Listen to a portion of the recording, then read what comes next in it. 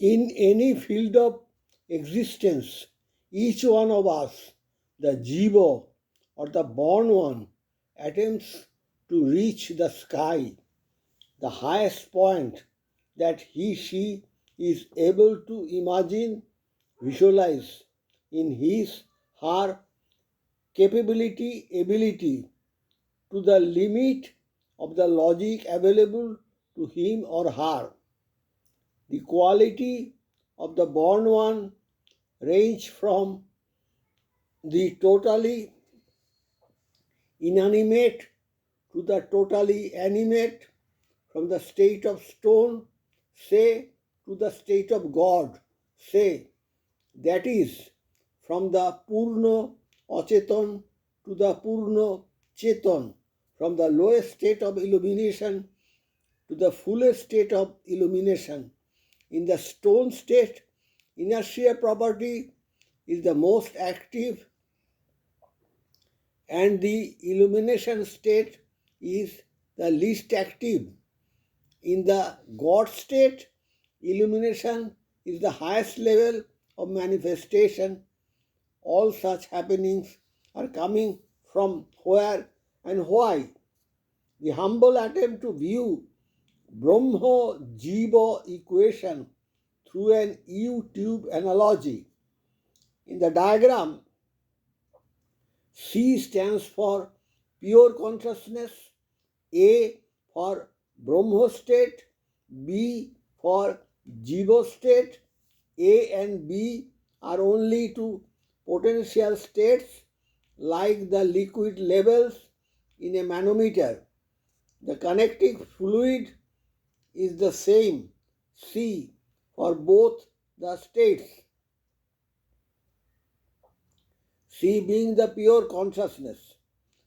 A being in the higher level always pushes the B state to come up, seek to the level of A, and this drive is eternally present as a reminder to B state.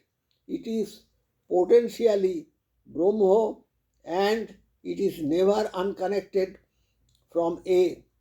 Neither it, that is B, can afford to be separate from this higher state of consciousness C.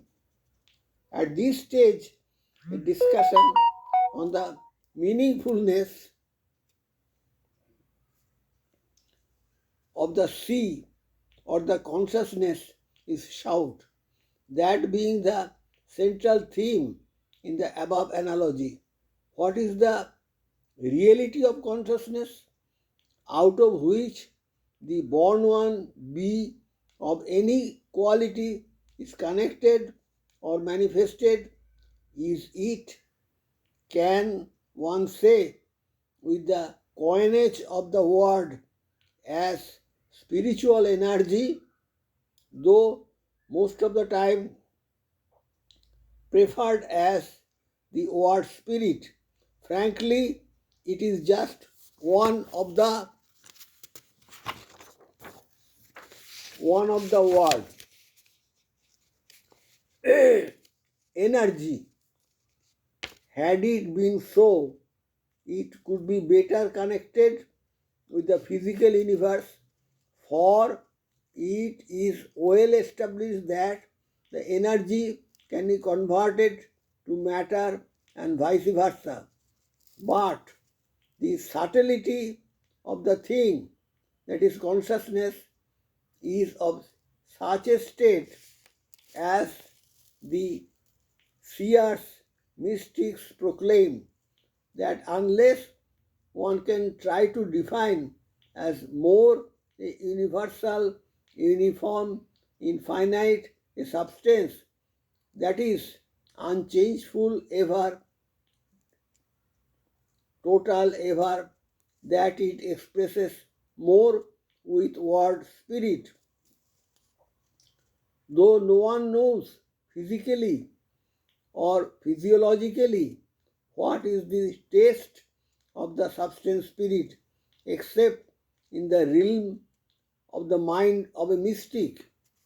But the word spiritual energy, a combination of two words, offers a chance for the manifestation whose starting point is spirit, but at the same time it is an existence residence of energy in the probability of creation into matter population of any dimension. That matter also houses the spirit. In the mythology, a mystic way of telling some fact in a fairy mood. Once there was a conflict between Lord Vishnu and Lord Brahma about the superiority over one another. Then a column of spirit, energy, divine light, divine divine fire appeared that was having its ends from infinity to infinity, popularly known as Swayambhu, self-born Shiva, to satisfy them about the source of true origin, the true power from which all power to all forms radiate to the secondary performers, including gods in different names. That original source is Brahma or the consciousness, that is capital C. Someone raised a question whether the dark matter as known in the cosmology is the consciousness. There has been also an argument that 80% of the substance in the universe is the dark matter. One may be tempted to remember Ma Kali, but now some cosmologists are contesting the existence of the dark matter itself.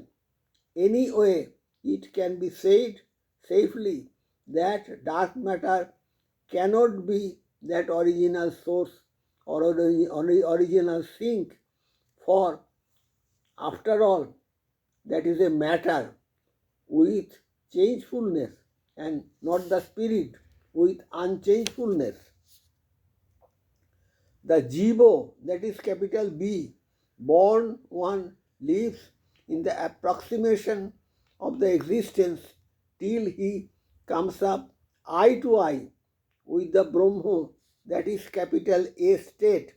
In a way, it is a percentage combination state between inertia property and the consciousness strength.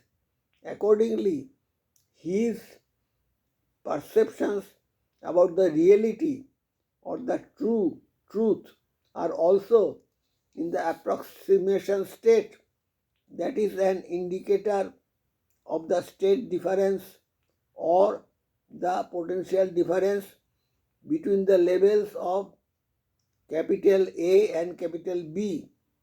The defining ability, testing ability also varies, though there has been always an inbuilt encouragement to come up and to know thyself.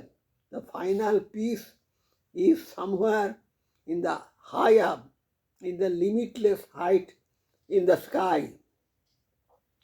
Naturally, in this approximate state, one is not in a position to define consciousness, that is capital C. Absolutely. A relative cannot be absolute. The relative is a less attainment. In a way, the jiva lives in a wrongly thought of mystified state, considering this relative realization or the understanding of the physical world to be real, as long as the physical mental domain seems to be real, approximation remains.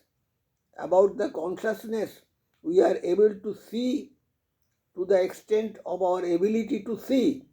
Then, what is consciousness? When nothing was there, then something was surely there.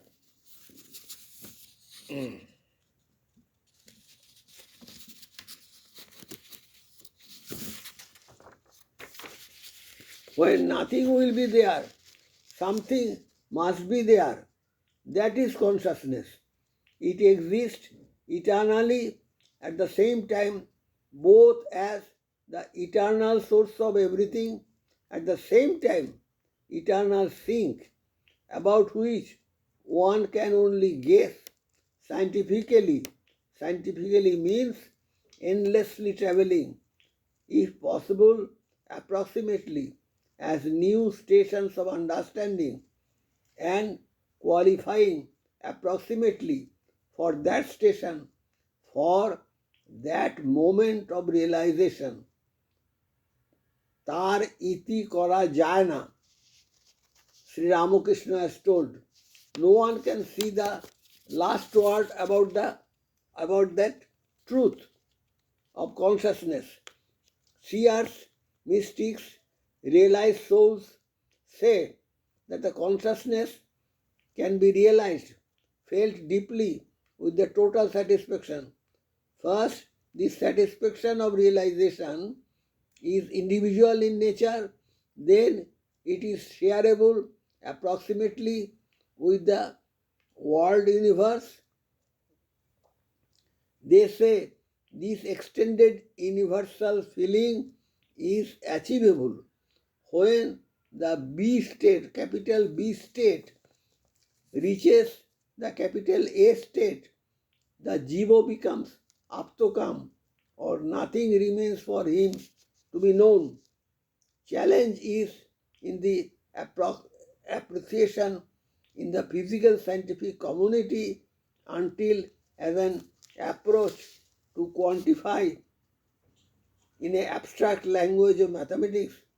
Physical science may not be able to share the enjoyment of consciousness because it is not having any changefulness as a material, and physical science is only able to capture that entity that changes, relative in nature and not absolute. For instance, it can try to define infinity, mathematically say as x divided by 0, or say where all the parallel lines meet, but it cannot be captured absolute infinity physically as a measured entity. It remains only as an approximation of a concept from which it has taken birth as an expanse of human intellect. Cheat or absolute consciousness cannot be fathomed via instrumentation, for the state of that entity is not material in nature, so it cannot be measured in a physical sense. So idea shall remain as only approximation in hypothetical and theoretical physiological debates shall continue forever. It may be abstracted further via abstract theory of mathematics for enjoyment intellectually without any physical proof. Scientific mathematical approach should be to discover an entity not which is not absolutely definable, from which everything material or subtle, subjective and objective has to come out, that is take birth. Till then, mind, that is population of thought, the only friend and foe to cultivate, to reach peace of mind in bliss. Nature of consciousness, Sat Chit Ananda, Sat eternal, Chit consciousness, Ananda bliss, that is eternally existing, absolute consciousness is bliss. Chit is also expressed as pure absolute knowledge. The lovers of humanity, the great spiritual leaders, had left the footprints in methods. If followed, can one reach the state of A, the pure consciousness? This consciousness can be reached as the seers have discovered, established, and proclaimed for the benefit of all through A. Devotion, Bhakti Yoga, B. Discrimination, discernment, that is knowledge, Jnana Yoga, C. Meditation, that is control of mind, Yoga, Raja Yoga, D. Action, to work only for the others in a non-attached feeling and dedication of its fruit to the Lord. Karma Yoga, he only lives who live, they alone live who live for the others. Rest are more dead than alive, as Swami Vivekananda told. But what happens when one comes up eye to eye in the state of capital A, in the eternal YouTube propensity? About that Swamiji said, Swamiji told, we are the children of bliss. Why should we look morose and somber? If the Brahma is manifested in one man, thousands of men advance, finding their way out in that light. If one cares to take a dip in the above Bani, Srinnantu Vishre Amritesha Putra, listen the universe, lend your ears, O children of eternal bliss.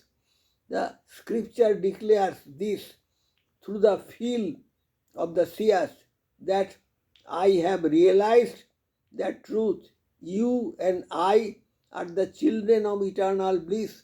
That is our true nature from the beginning to the end. In fact, there is no beginning or end. It is eternal, permanent, forever, beyond any time scale.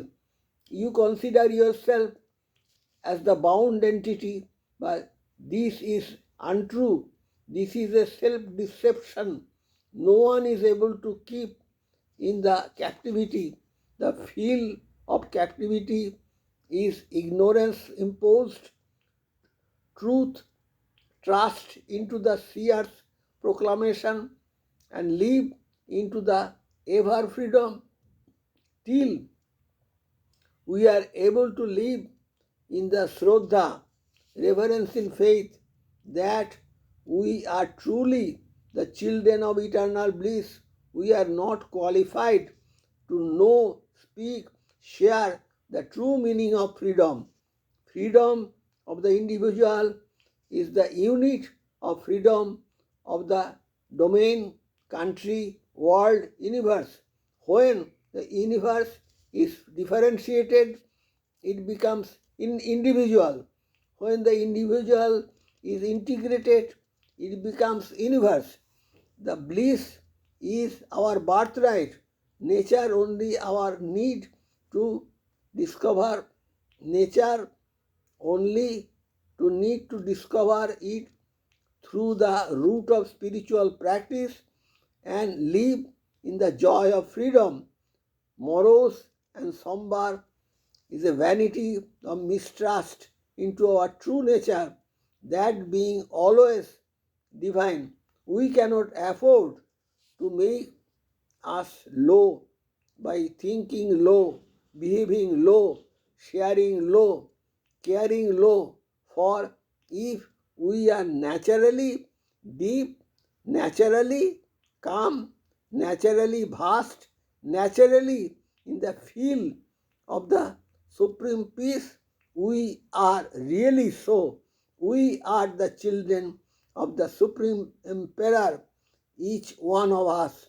We are to know this, understand this, live like the prince in the ever bliss, like a Buddha, like a Christ, like a Krishna, like a Ramakrishna, like a Vivekananda. Yes, that is the will of the Father for all of us. We are to come, we are to come.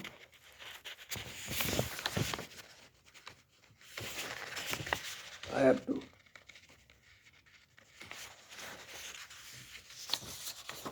We are to come out of the ignorance of the self-deception and are to live like the Rajarshi, the king who is also a seer, and act like that as the enlightened citizen of the world.